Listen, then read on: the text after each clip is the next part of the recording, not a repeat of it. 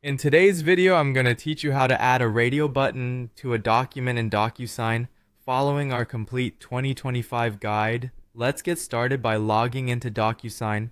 Begin by visiting DocuSign.com and clicking on the login button at the top right corner of the page.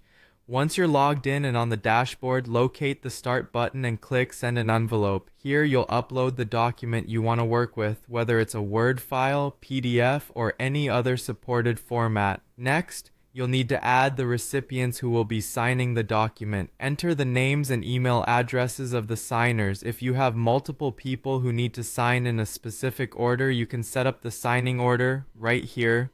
Once you have everything set up, go ahead and click Next. This will bring you to the Prepare Document or Tagging screen. On the left side of the screen, you'll find the Fields panel. This panel contains all the different types of fields that you can add to your document. Scroll down until you find the radio button under Standard Fields. Now drag the radio button field onto your document exactly where you want the first option to appear.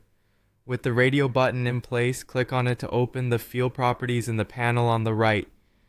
Here you'll need to configure the radio button group. Start by giving your group a name. This name is shared by all the buttons in a group so that they are linked.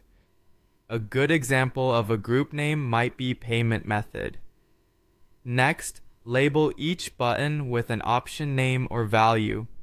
For example, if you're giving options for a payment method, you might label them as credit card, PayPal, or bank transfer.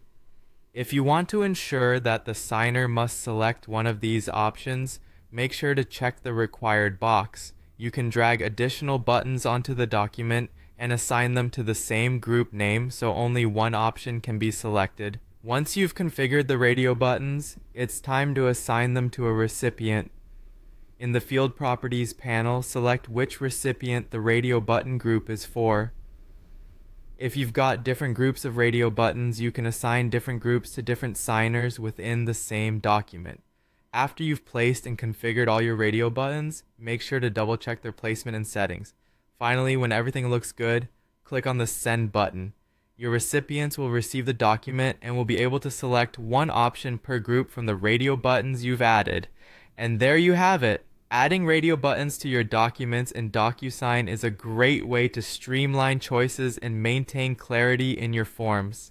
Thanks for watching, and I hope this guide made the process simple and clear.